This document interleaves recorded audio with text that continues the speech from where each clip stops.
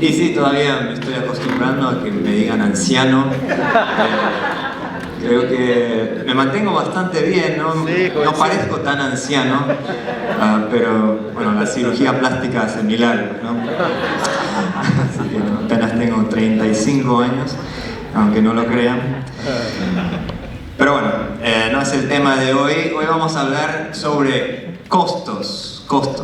¿Qué te viene a la mente cuando escuchas esa palabra costo?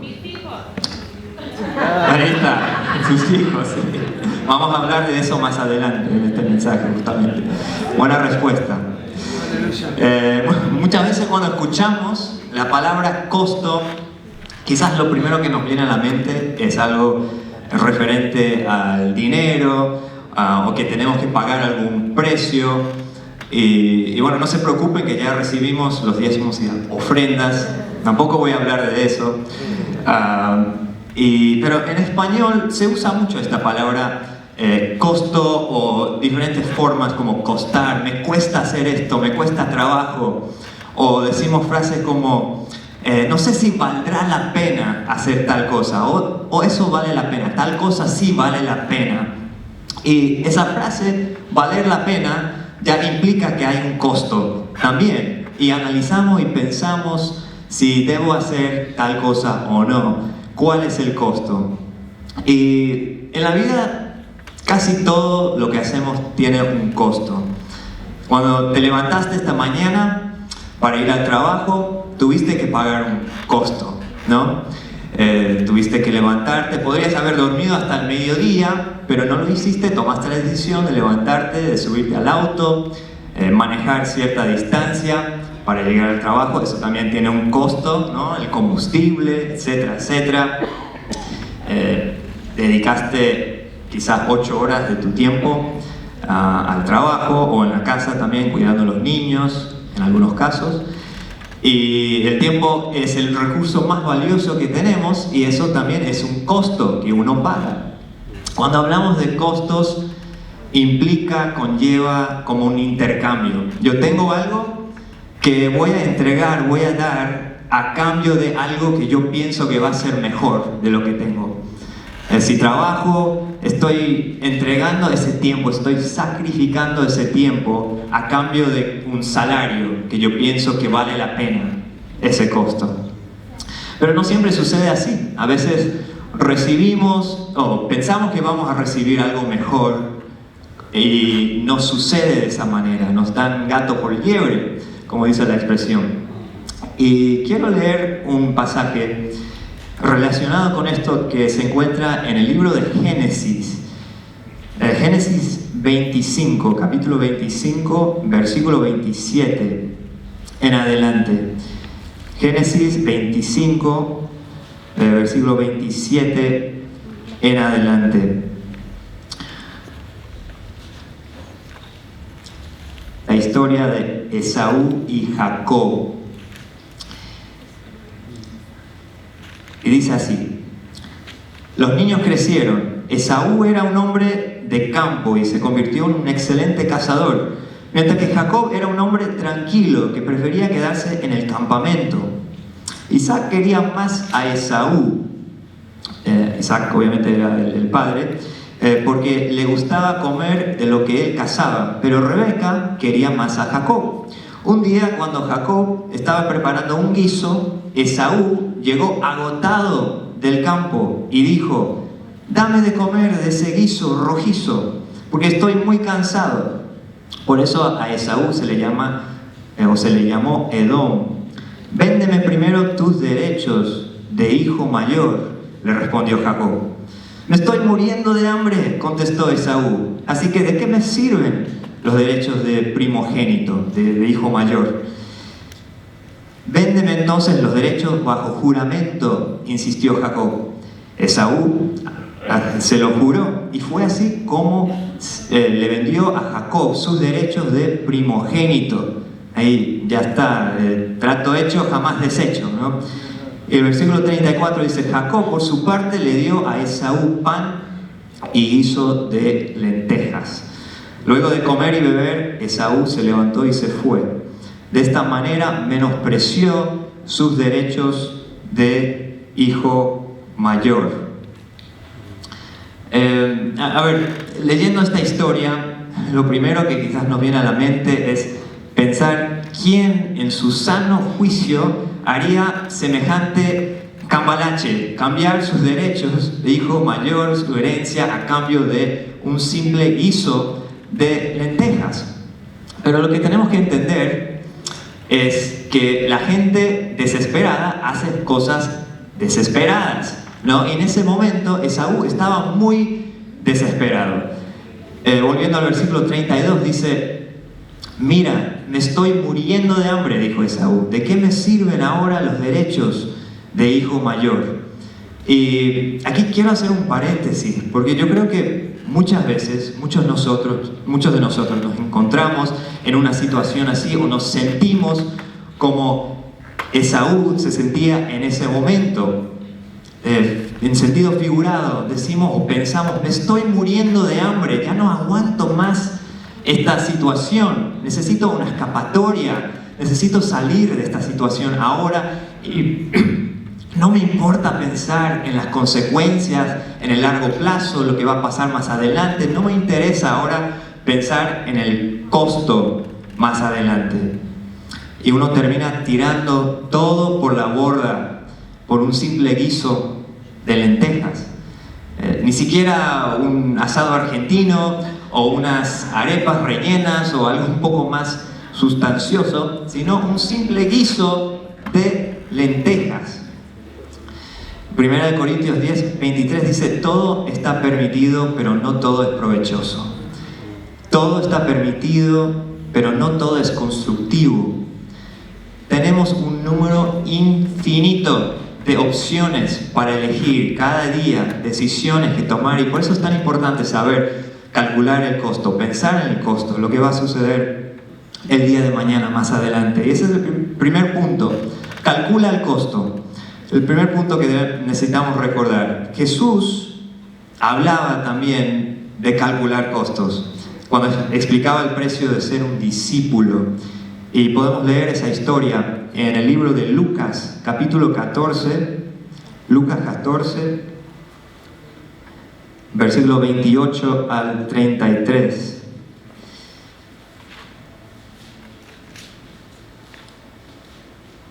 El precio del discipulado.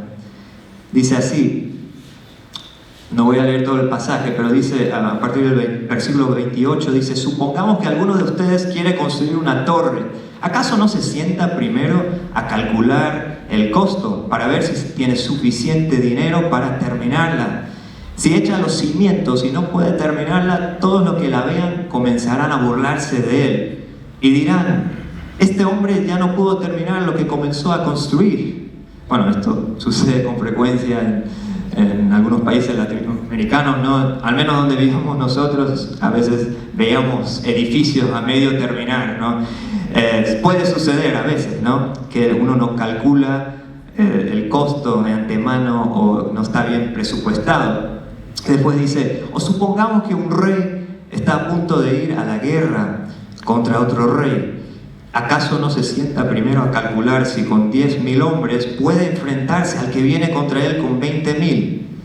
Si no puede, enviará una delegación mientras el otro está todavía lejos, para pedir condiciones de paz. De la misma manera, cualquiera de ustedes que no renuncie a todos sus bienes no puede ser mi discípulo. Aquí vemos la importancia de saber de antemano cuál es el costo. Y aquí justamente Jesús está hablando del precio de seguirlo, de ser su discípulo. Ser discípulo y seguidor de Jesús tiene un precio, pero no seguirlo nos lleva a la perdición, lo cual es un precio mucho más alto. Como dice en Marcos 8:36, ¿de qué sirve ganar el mundo entero si se pierde la vida, el alma, dice otras versiones? Las compañías de seguro son expertas en calcular costos, analizar riesgos y fijar un precio de una póliza de seguro en base a esos factores.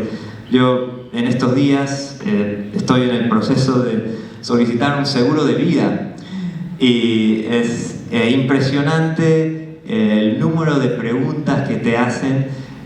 Me preguntaron si soy piloto de carreras, si practico el paracaidismo y un número infinito de preguntas sobre mi salud. La semana que viene una enfermera tiene que venir a mi casa a sacarme una muestra de sangre porque quieren saber cuál es mi estado de salud, cuánto riesgo represento para esa compañía de seguros y si me quieren cubrir, cuál va a ser el costo, ¿no? Y en pocas palabras quieren saber cuál es la probabilidad de que yo siga vivo hasta que venza el plazo de la póliza en 20 años, ¿no? Y después de 20 años, bueno, ya no les importa, van a decirme adiós, hasta nunca, pero están calculando el costo. Los seguros médicos también te ofrecen un descuento si vas al gimnasio tantas veces al mes, porque ellos también lo tienen todo calculado. Saben que si vas al gimnasio, si haces ejercicio, si estás en forma, entonces representan menos riesgo, menos costo para la compañía más adelante, porque vas a estar más sano, probablemente. Entonces estas compañías de seguro tienen todo minuciosamente calculado. Y a nosotros también Dios nos ha dado cierta inteligencia para calcular costos y ser sabios. Si bien es cierto que no debemos confiar en nuestro propio entendimiento, como dice la palabra de Dios, pero en Proverbios 22, 3 dice: el prudente ve el peligro y lo evita, el inexperto sigue adelante y sufre las consecuencias.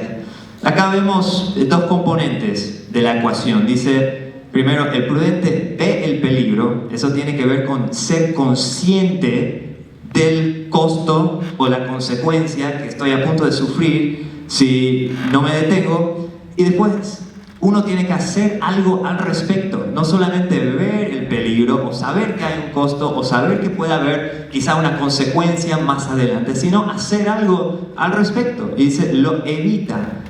Pero si uno no lo hace, ¿qué dice? El inexperto sigue adelante y sufre las consecuencias, o sea, paga el costo. ¿Cuántos han escuchado alguna vez el dicho, lo barato sale caro? Es un dicho muy común, es una gran verdad. Y bueno, ya se aproxima Black Friday, creo que muchos están ya pensando en conseguir algo barato el día de Black Friday. Ya no es Black Friday, ya es como Black Thursday el jueves, porque ya empieza un día antes. Y algunos ya están pensando a ver qué nos ofrece Walmart este año, el día de Black Friday. Pero ¿qué significa realmente esa frase, lo barato sale caro? Significa que si no estoy dispuesto a pagar el precio necesario ahora, el día de mañana voy a terminar pagando un costo mucho más alto. Es un dicho muy sabio. Los atajos salen caros. Cuando queremos cortar camino, sale caro, como en el caso de Esaú. En Hebreos 12, 16 al 17, por si nos olvidamos, Pablo nos recuerda nuevamente la historia de Esaú. Lo menciona, hace referencia a esta historia nuevamente en el Nuevo Testamento, en Hebreos 12, 15 al 17, dice: asegúrense de que nadie deje de alcanzar la gracia de Dios, de que ninguna raíz amarga brote y cause dificultades y corrompa a muchos, y de que nadie sea inmoral ni profano como Esaú, que por un solo plato de comida vendió sus derechos de hijo mayor. Me gusta ese lenguaje, un solo plato, como diciendo, por poca cosa, ¿no? Algo que no valió la pena. O sea, no era muy bueno en los negocios Esaú, no era un buen negociador, no era su fuerte. Y después, como ya saben, dice el versículo 17, cuando quiso heredar esa bendición fue rechazado. No se le dio lugar para el arrepentimiento, aunque con lágrimas buscó la bendición. O sea, se arrepintió, se dio cuenta de que lo había calculado mal y que este trueque no fue una buena idea, pero ya era demasiado tarde. Así que lo barato le salió carísimo, le salió muy caro a Esaú. Y cabe mencionar también que es Dios quien nos da la sabiduría para calcular el costo sabiamente. No estamos solos en esto. No tenemos que tratar de adivinar qué hacer, qué decisión tomar, a ver cómo se alinean la luna, las estrellas, a ver qué dice el horóscopo hoy. No, Dios es el que nos da la sabiduría. Como dice en Santiago 1:5, si a alguno de ustedes le falta sabiduría, pídasela a Dios y Él se la dará. Pues Dios da a todos generosamente, sin menospreciar a nadie. Entonces, primer punto, calcular el costo. Segundo punto, el no hacer nada también tiene un costo. El no hacer nada también tiene un costo. En ocasiones, cuando no sabemos si avanzar o no, vemos que hay un precio que pagar, pero como que nos resistimos o no estamos dispuestos a pagarlo, simplemente es como que nos congelamos y no hacemos nada. Y a veces pagamos un alto precio por omisión, o sea, por no hacer lo que tendríamos que hacer, por no haber hecho lo que tendríamos que haber hecho. Luego uno termina pagando con creces el costo que no quiso pagar cuando la situación todavía era más manejable. Eclesiastés 11, versículo 4 al 6, dice: quien vigila al viento no siembra, quien contempla las nubes no cosecha. O sea, si estamos esperando el momento ideal o más oportuno, más perfecto para hacer lo que tendríamos que hacer ahora, ya, nunca va a suceder, no vamos a avanzar. Y a veces es más fácil, más cómodo no actuar, simplemente seguir haciendo lo que siempre hemos venido haciendo y no actuar cuando deberíamos, o no invitar a esa persona a la iglesia, o no hacer mi devocional hoy porque no tengo ganas, o no buscar ayuda para solucionar ese problema en mi familia o en mi matrimonio, y simplemente dejar las cosas como están.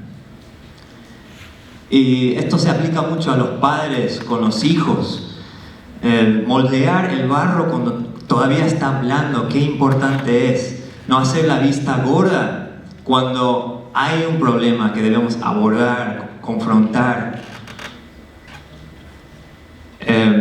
¿Se acuerdan de la historia de Elí del Antiguo Testamento, que no siguió las instrucciones de Dios de corregir a sus hijos? Para darles un poco de contexto, era un tiempo oscuro en la historia de Israel. Cada persona hacía lo que simplemente se le diera la gana. Dicen Jueces 17:6 que cada uno hacía lo que le parecía correcto según su propio criterio. Y Elí fue uno de los últimos jueces, creo que el penúltimo juez y sacerdote de Israel.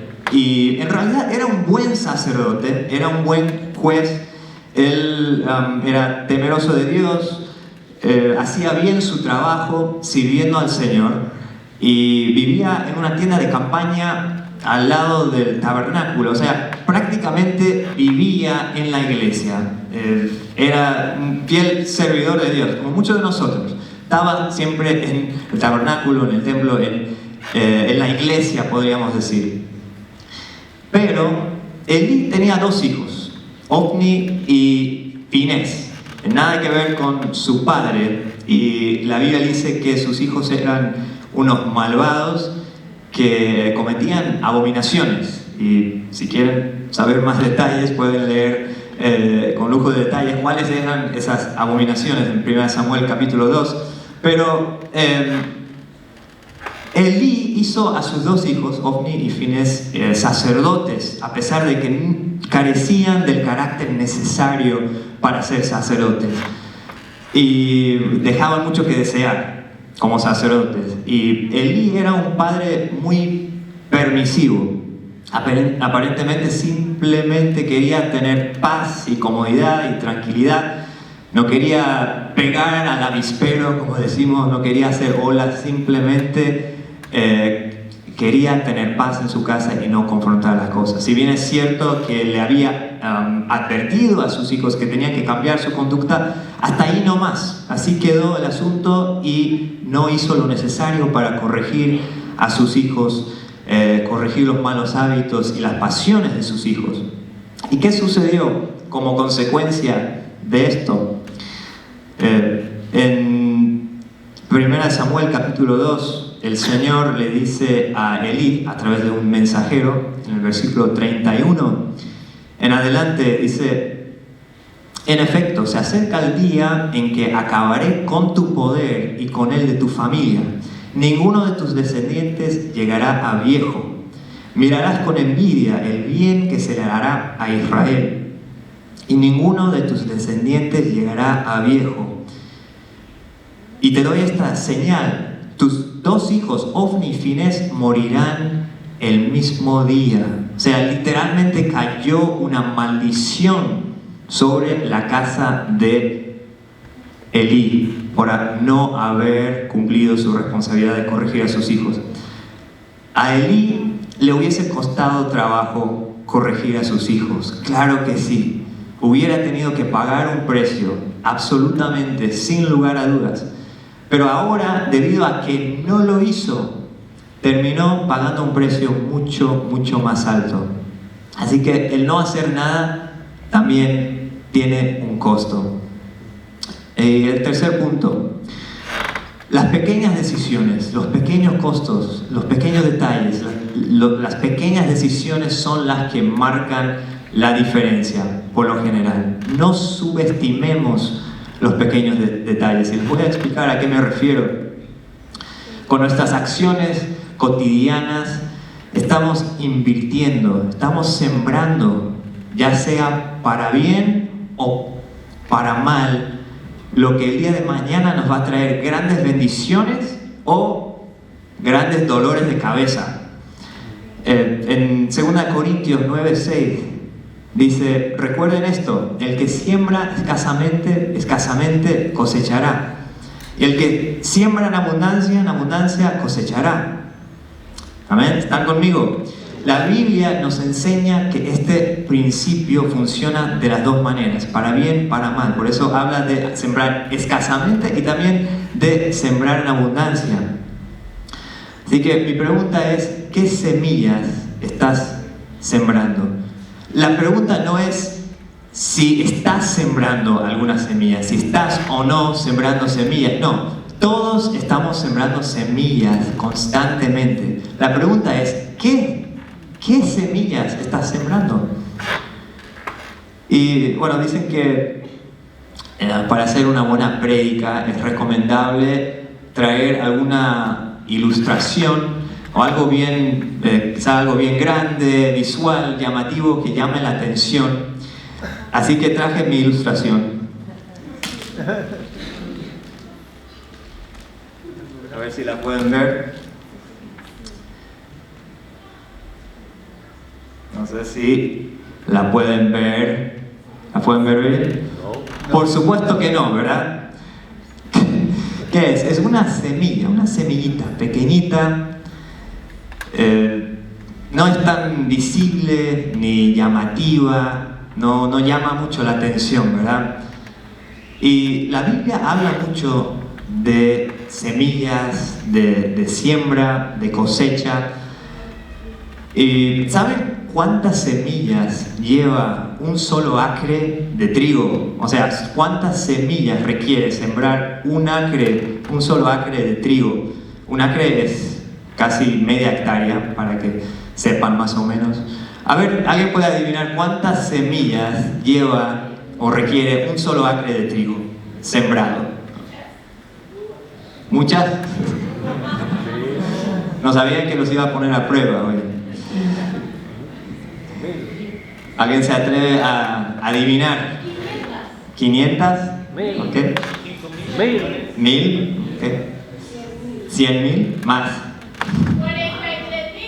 Más. 1,5 millones. Pastor latino.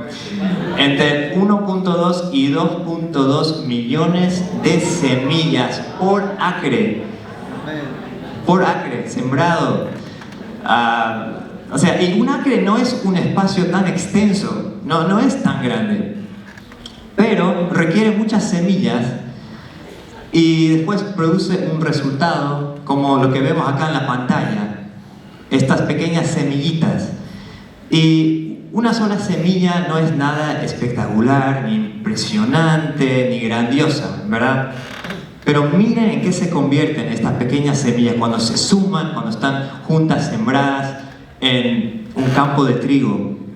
Parece algo tan insignificante, una pequeña semilla, pero de la misma manera funcionan nuestras pequeñas decisiones y las pequeñas cosas y los pequeños detalles. Diariamente estamos sembrando semillas, para bien o para mal. Estamos sembrando semillas que el día de mañana nos van a traer resultados o producir resultados enormes.